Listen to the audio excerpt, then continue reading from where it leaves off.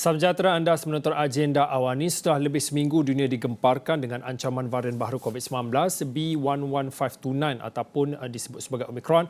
Sebenarnya tidak banyak data berkaitan dengan varian yang membangkang VOC ini yang didedahkan kepada khalayak umum. Penemuan Omicron dilaporkan kepada WHO pada 24 November lalu dan WHO memerlukan beberapa minggu lagi untuk memahami kesan Omicron dalam menentukan tahap kadar keberjangkitannya. Di Malaysia pula beberapa hari lalu Menteri Yang Berhormat Khadijah Muluddin ada maklumkan yang mana Kementerian Kesihatan Malaysia sedang memantau perkembangan semasa daripada WHO itu dan malah siang tadi sebenarnya Menteri Kandang Pertahanan Datuk Seri Syamsuddin Tun Hussein ada maklumkan kerana varian baru ini juga menyebabkan pengumuman peralihan kepada fasa endemik dihentikan sementara atau dihentikan seketika sehingga lebih banyak perincian diperoleh tentang varian baru Omicron ini. Jadi untuk waktu ini, apa yang perlu kita tahu dan apa yang perlu dilakukan sekarang dan juga kita ingin melihat iktibar daripada pengalaman lepas. Jadi pada waktu ini saya ingin bersama dengan Presiden Persatuan Pakar Perubatan Kesihatan Awam Malaysia, Datuk Dr. Zainal Arifin Omar. Assalamualaikum Datuk. Waalaikumsalam. Datuk, mungkin sebagai permulaannya sebelum nanti saya nak meminta Datuk untuk bercakap sedikit tentang peralihan ke fasa endemik ditangguhkan seketika, tetapi untuk waktu ini kalau boleh Datuk mungkin boleh kongsikan apa sebenarnya yang perlu kita tahu mengenai Omicron ini, meskipun tidak banyak data dan juga analisis yang cukup mengenai Omicron dan juga pakar juga masih belum mengetahui tahap kebolehjangkitan varian baru ini dan juga ciri-ciri varian berkenaan. Tetapi mungkin secara asasnya, bagaimana kita boleh fahami ataupun setidak-tidaknya waspada kepada ancaman varian baru ini? Sebenarnya varian Omicron ni sebenarnya WHO telah mengklasifikasikan sebagai VOC variant of concern yang mana bermula sebenarnya detect dikenal pasti di South Africa, kemudian didapati juga terdapat di beberapa buah negara lain seperti di Australia, di Hong Kong dan di Europe. Jadi sebenarnya seperti juga dengan varian-varian ataupun mutasi-mutasi yang sebelum ini, Alpha, Delta, Beta, Mu dan Lambda dan sebagainya, sebenarnya virus COVID-19 ini, SARS-CoV-2 ini sebenarnya dia mutant, dia berubah sebab untuk sama ada untuk survival mereka virus ni. Jadi bila mereka berubah gitu, mutate, sama ada virus itu akan mati, akan hapus, maka tak adalah varian dia, ataupun dia menjadi agak lebih kuat untuk dia hidup dan juga menyebarlah. Itu dia prinsip yang pertama Dan untuk varian Omicron ni sebagaimana dia dilaporkan, dia agak unik sebab dia mempunyai mutasi dalam banyak ciri-ciri ada yang mengatakan dia lebih pada 52 karakteristik virus struktur dia, termasuk 30 lebih spike protein. Jadi ini unsur-unsur yang katakan menyebabkan dia menjadi lebih kuat untuk hidup Dan sebenarnya Omicron ni kita sebenarnya baru di South Africa tu dijumpai mula-mula pada 9 November, sampel yang pertama.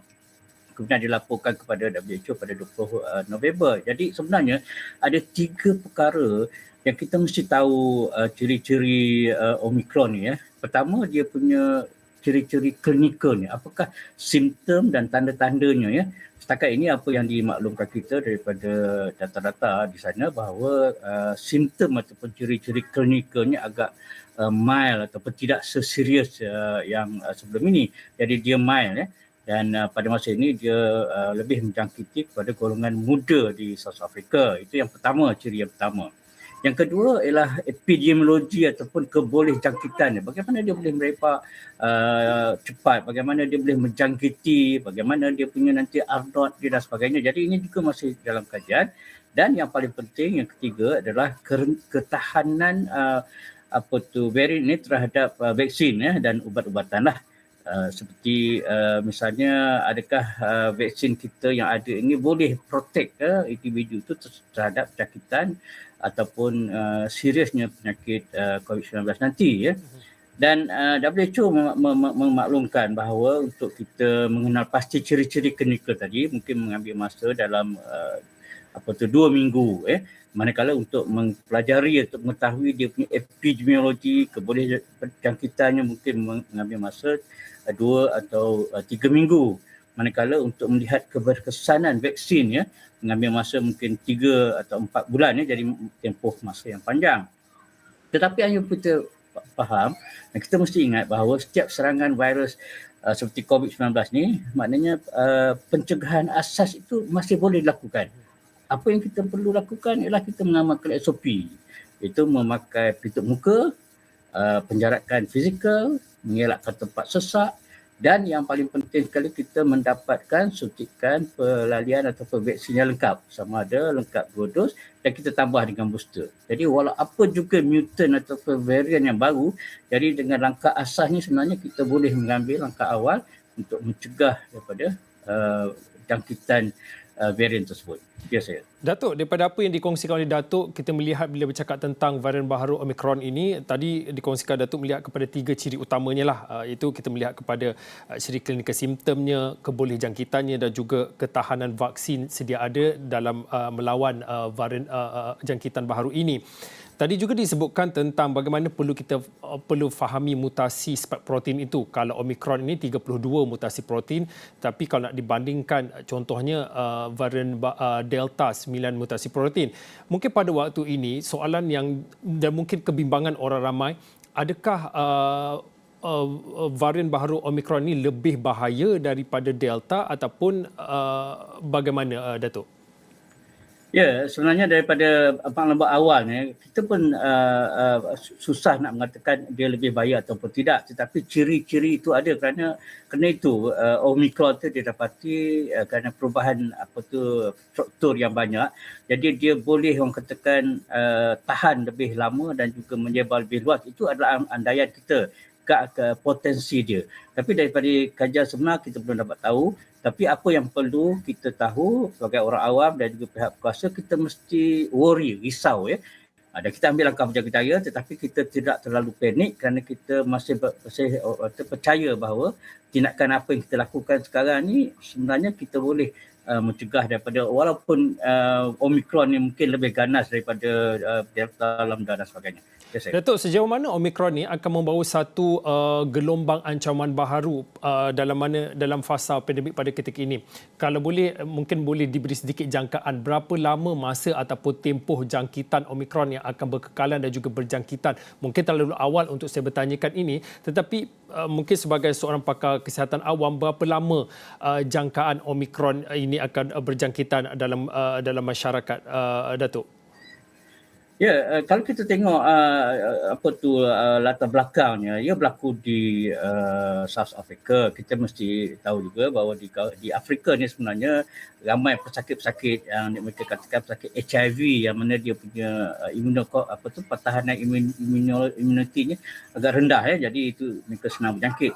Yang kedua, perhebakan ni sekarang kita lihat telah dibawa oleh travelers atau pengembara seperti di Hong Kong, di Australia dan di Europe dan di negara-negara lain seperti Botswana Jadi kita lihat bahawa dia mudah merebak. Yang kita nampak ia mudah merebak Dan sekiranya berlaku begitu dan sekarang ni sebenarnya mungkin dia telah berada di negara-negara lain. Tetapi bila kita membuat detection akan dapat timbul Jadi penjangkaan kita dalam masa sekarang, kita dah ambil masa hampir 2 minggu daripada kes pertama diambil sampel, maka dia akan merebak mungkin dalam 2 minggu selepas daripada ini kita akan mula melihat spike of jangkitan Omicron ini tetapi apa yang penting kita rasa dia tidak akan berlaku gelombang yang sangat besar seperti dulu kerana pertama sekatan travel ban ataupun sekatan perjalanan telah diadakan oleh beberapa negara terhadap negara-negara tertentu yang pertama. Yang kedua sekarang ni peningkatan liputan vaksin dan saya rasa kebanyakan negara termasuk WHO sekarang menggesa supaya setiap negara meningkatkan liputan imunisasi. Jadi kita rasa walaupun dalam masa 2 minggu atau sebulan daripada kita akan nampak spike of Omicron tetapi kita tidak nampak dia akan menjadi gelombang yang besar sebagaimana yang lepas. Mungkin dalam masa 3 bulan sebelum kita dapat tahu dari segi vaksinnya, maka kita telah orang katakan stabilize Omicron ini. Ya, saya. Datuk, mungkin seterusnya, bagaimana melihat kepada tahap kapasiti kesihatan awam di Malaysia? Kalau boleh saya nak lihat kepada, saya merujuk kepada kadar penggunaan alat bantuan pernafasan ICU, katil hospital COVID-19 dan juga pusat kuarantin. Kalau alat bantuan pernafasan, kalau ikut peratusannya pada ketika ini, secara keseluruhannya Malaysia 38.8%, kalau ICU 63.2%, katil hospital peratusannya 66.3% dan juga pusat kuarantin 31.3%. Dan mungkin pada waktu ini melihat kepada keadaan semasa dan juga ancaman Omicron, adakah kita sebenarnya sudah bersedia berdepan dengan ancaman baharu ini? Ya, saya yakin dan pihak kerajaan terutamanya Kementerian Kesihatan mereka telah bersedia. Kalau kita lihat angka-angka yang saudara sebutkan tadi, kita lihat ICU misalnya 60%. Tapi kita kena ingat pada masa ini katil-katil ICU tu bukan saja digunakan oleh pesakit-pesakit COVID-19, tapi ini pada masa ini banyak digunakan oleh pesakit-pesakit kronik yang lain yang pada masa dulu mereka tidak mendapat kesempatan kerana digunakan oleh COVID-19. Jadi perkara ini boleh orang katakan bila berlaku gelombang yang baru, saya rasa kita telah bersedia dan kita dah ada pengalaman dan sebenarnya kita akan boleh orang katakan redistribute sebagaimana kita buat dahulu. Dan saya rasakan pada masa ini yang paling penting ialah kita mencegah dulu pada peringkat awal. Saya. Datuk, kalau ikut pada tarikh hari ini, kita sebenarnya tinggal lebih kurang 30 hari lagi menjelang pada tahun 2022. Kalau ikutkan daripada segi tahunnya, ini adalah tahun ketiga kita menjalani ataupun kita dilanda oleh pandemik COVID-19. Mungkin selepas ini saya ingin tanyakan kepada Datuk, memasuki tahun ketiga, apa sebenarnya iktibar yang mungkin kita terlepas pandang, dan mungkin juga selepas ini mungkin saya nak minta sedikit pandangan Datuk atas dan juga susulan pengumuman oleh Menteri Kanan Pertahanan Datuk Seri Syamuddin yang mana menyatakan peralihan kepada fasa endemik iaitu fasa hidup bersama COVID-19 dihentikan ataupun ditangguhkan sementara, semuanya selepas ini dalam agenda awal ini.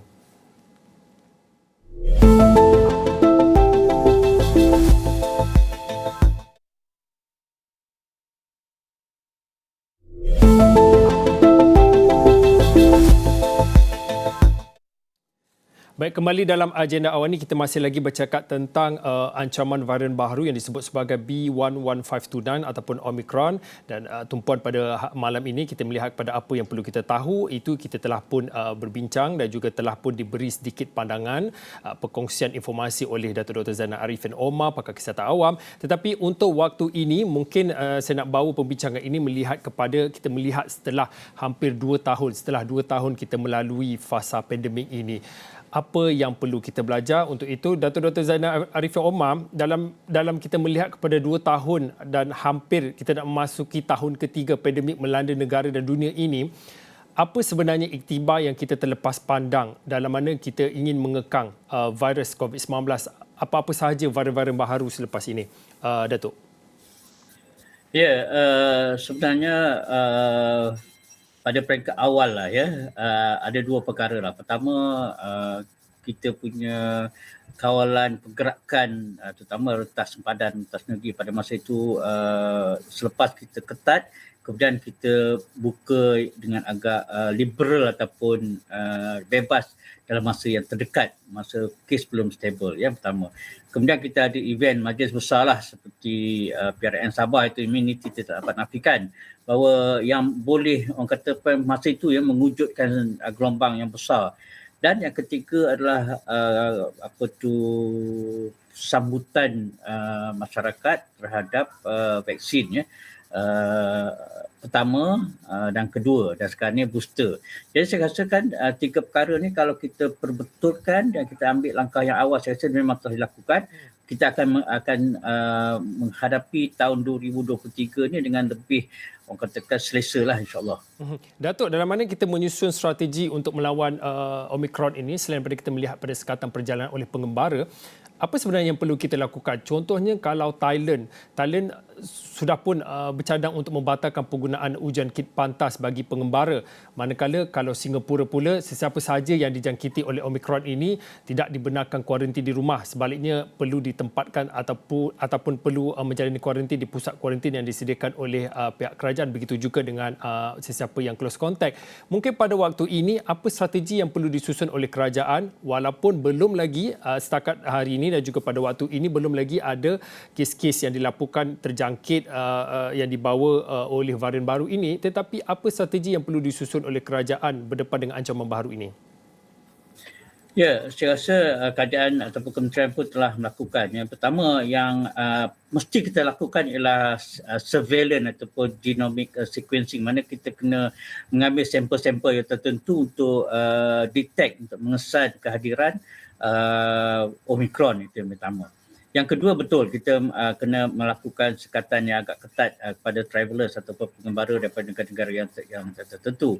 Dan yang ketiga, saya rasakan kita juga mesti melakukan kuarantin kepada sesiapa yang mungkin telah expose kepada negeri ataupun negara yang ada Omicron, ya. Bila mereka masuk ni kita mesti adakan balik kuarantin, seperti contoh di negara India, mereka telah mengenakan kuarantin 14 hari lagi untuk pengembara yang datang daripada negara tersebut. Dan yang ketiga adalah ujian kendiri ni, walaupun pada pandangan kami ia agak slow ataupun sambutan masyarakat agak kurang, tetapi kita mesti lakukan terus promosi untuk kendiri.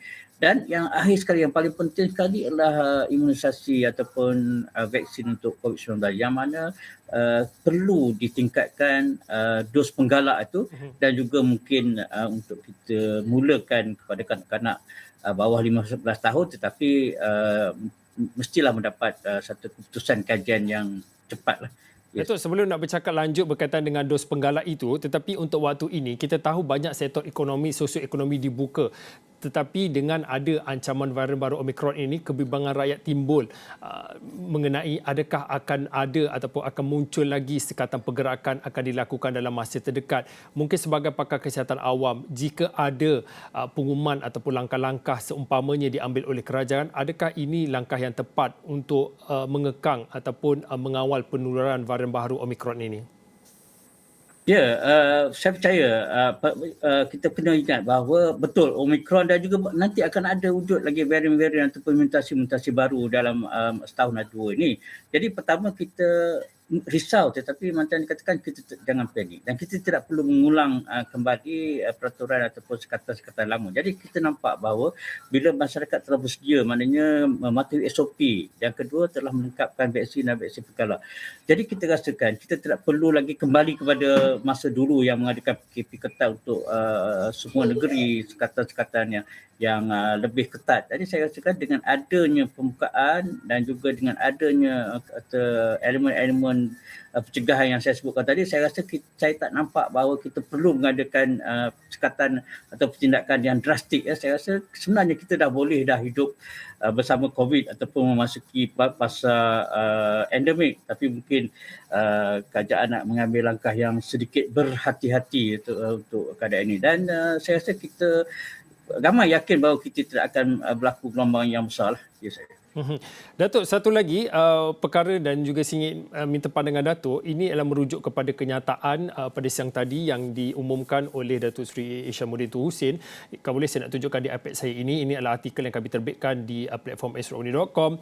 Varian Omicron, kerajaan tangguh sementara peralihan ke fasa endemik, yang mana kerajaan memutuskan untuk menangguh seketika usaha untuk negara bergerak ke fasa peralihan ke endemik. Dan ini katanya keputusan dicapai oleh ataupun dalam mesyuarat Menteri Kuartet COVID-19 pada hari ini, sehingga lebih banyak perincian diperoleh tentang varian baharu Omicron. Mungkin pada waktu ini sebagai pakar kesihatan awam, sedikit pandangan, adakah ini satu langkah yang disambut baik oleh Datuk sendiri melihat kepada peralihan ke fasa endemik, iaitu fasa di mana kita akan hidup bersama dengan COVID-19 ini ditangguhkan sementara dengan mengambil kira situasi semasa seperti ancaman varian baru COVID-19 seperti Omicron ini? Ya, kami rasa sebenarnya kehadiran Omicron ni satu perkara yang katakan bit unfortunate lah. Nasib tak baik lah sebab kita orang katakan telah nak membuka dengan lebih luas. Tapi walau bagaimanapun saya rasa keadaan sekarang ni dengan kehidupan yang macam ini, kita sebenarnya dah alhamdulillah dah boleh hidup dengan selesa, pembukaan sektor-sektor dan sebagainya.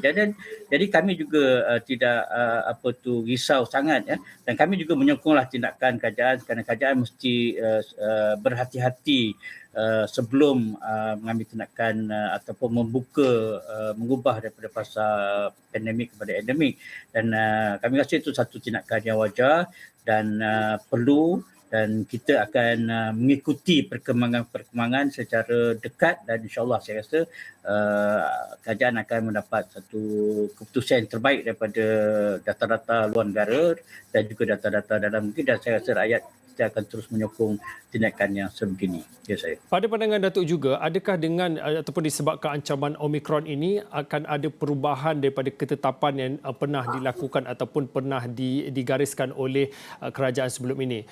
Mungkin yang pertamanya seperti apa yang diumumkan oleh Datuk Seri Syamuddin berkaitan dengan cadangan VTL akan diperluaskan kepada negara lain, juga melihat kepada travel bubble yang merangkumi pelancong antarabangsa ini, adakah ia akan mengganggu sedikit perancangan yang telah diatur oleh kerajaan sebelum ini, Datuk? Ya, kami rasa akan ada sedikit sebanyak gangguan lah di dalam plan itu, terutama dari segi travel bubble ya. Mungkin kita boleh mulakan dengan negara-negara yang tidak terjejas seperti mungkin yang akan dalam waktu terdekat ya, dengan Singapura misalnya. Tapi untuk negara-negara lain tu mungkin ada sekatan. Yang paling penting mungkin kita boleh buat travel bubble tapi dengan SOP yang sama, iaitu membuat ujian di negara home country sebelum datang, dan juga nanti kita kena enforcekan balik kuarantin 14 hari itu. Jadi ini satu perkara yang saya rasa mesti dibuat. Jadi walaupun kita orang katakan kita boleh buka, kita boleh laksanakan tetapi dengan SOP yang agak ketat sebagaimana yang dulu untuk perjalanan rentas negara. Ya, saya. Datuk, mungkin yang terakhir sekali dalam 2 minit akhir ini, kita tahu baru-baru ini Kementerian Kesihatan Malaysia KKM yang mana memaklumkan belum dapat lagi dipastikan tahap keupayaan vaksin dan juga ubat sedia ada dalam usaha untuk mengekang penularan varian baru COVID-19 termasuklah Omicron, dan KKM juga menasihatkan untuk rakyat perlu mengambil sikap lebih berwaspada dengan kemunculan varian baru ini, termasuklah bertindak segera dengan mengambil dos penggalak. Mungkin pada waktu ini bagaimana boleh nak yakinkan rakyat selain pada kita melihat kepada program imunisasi COVID-19 kebangsaan yang bergerak dengan lancar, kita bercakap tentang dos penggalak. Bagaimana nak yakinkan rakyat untuk mengambil ataupun memahami manfaat dos penggalak ini, Datuk? Ya, kepada orang ramai, kepada semua orang lah, kita ingatkan bahawa dos penggalak ni penting. Walaupun kita tidak mencapai mungkin 80 atau 90% orang katakan statistik yang tepat, tetapi kita tahu bahawa imuniti kita berkurangan. Kemudian kita ada virus lain, Delta masih ada, virus yang asal masih ada. Jadi dan Omicron juga akan datang dan kita belum tahu ketahanan. Tapi apa yang kita ada sekarang, kata lebih baik daripada tak ada. Jadi untuk itu kita seru semua rakyat, semua orang supaya mendapatkan dos penggalak secepat mungkin. Ya, kerana itu dah yang boleh mencegah kita daripada jangkitan virus-virus yang lama dan juga mencegah daripada jangkitan virus-virus baru seperti Omicron itu. InsyaAllah ya. Jadi mesti kita ambil. Ya, saya. Okey, baik. Terima kasih kepada Datuk Dr. Zainal Arifin Omar. Datuk Dr. Zainal Arifin adalah Presiden Persatuan Pakar Perubatan Kesihatan Awam Malaysia yang mana berkongsi pandangan dan juga sedikit informasi khususnya bila mana kita bercakap tentang ancaman varian baru COVID-19 yang disebut sebagai Omicron ataupun B11529. Apa yang perlu kita tahu, apa strategi yang perlu disusun untuk mengekang ancaman varian baru ini, dan juga seperti tadi juga disuarakan ataupun diberi sedikit pandangan khususnya melihat kepada keputusan kerajaan yang menangguhkan seketika peralihan kepada fasa endemik. Saya kira itu saja untuk waktu ini. Aji Dakwani, saya Fauzin, kita jumpa lagi.